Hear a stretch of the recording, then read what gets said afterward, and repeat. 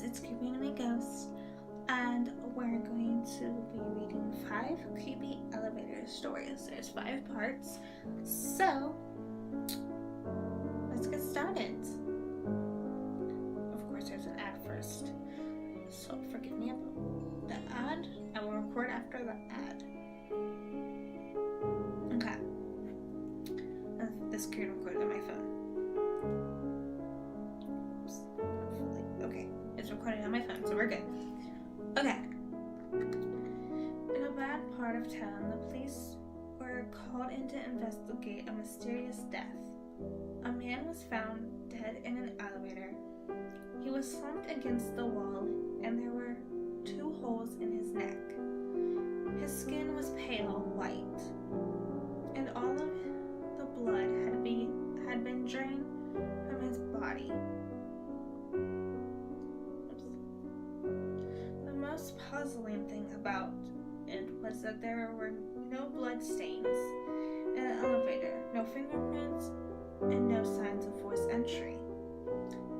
Things took another bizarre turn 1 month later when a 13-year-old girl was found dead in the same elevator with 2 identical puncture wounds in her throat. Her body had also been sucked dry of blood. Rumors began to spread around the area that there was a vampire on the loose. The people who lived in the building were in a panic and refused to use the elevator. The police were under pressure to get to the bottom of the mysterious deaths, so they staked out the apartment. A detective and sergeant were posted inside the elevator, riding it up and down for days. On the 3rd day, the elevator suddenly shuddered to a halt, and the lights went out. The 2 men were plunged into darkness. They pulled out their flashlights and contacted their colleagues by radio to let them know they were trapped. There was a long silence, then they heard a strange click, click, click sound. It seemed to be coming from the roof of the elevator. Their hearts began beating fast as they realized something big was crawling around up there. That's when they noticed a hole in the roof where a panel has fallen away. The detective aimed his flashlight at the gap and had to fight back sheer terror when he saw something peering through. It was a small,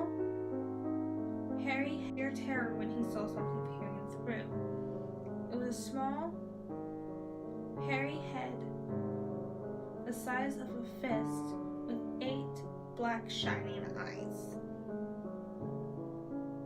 The sergeant was claustrophobic and also had a deathly fear of spiders. He flew into a panic and dropped his flashlight. Suddenly, an enormous spider sprang into the elevator and landed on the sergeant's face. It sank its jaws into his cheek and started sucking out his blood. The sergeant was screaming, and for a moment the detective was paralyzed. Then he took out his gun and aimed and fired. The first shot blew off one of the spider's hairy legs. The sergeant stopped screaming and his body collapsed to the floor. The wounded creature raced up the wall, and the detective could feel its bristly hairs as it rushed past him and escaped out the hatch. When their colleagues managed to open the doors of the elevator, they found a nightmarish scene. The sergeant's corpse lay slumped against the wall and traumatized. The detective was curled up in the corner.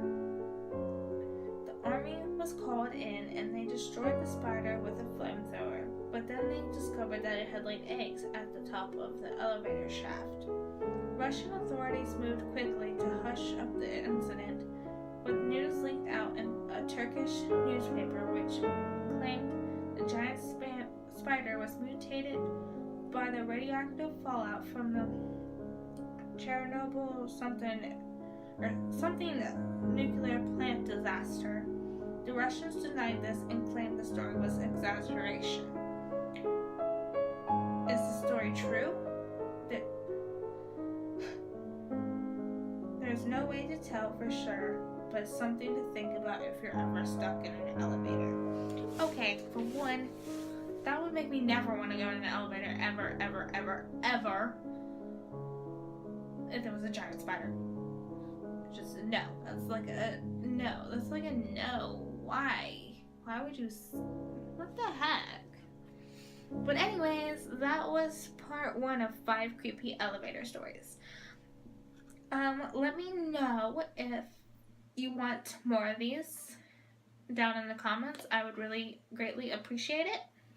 And subscribe if you're not already subscribed, and I will see you guys next time.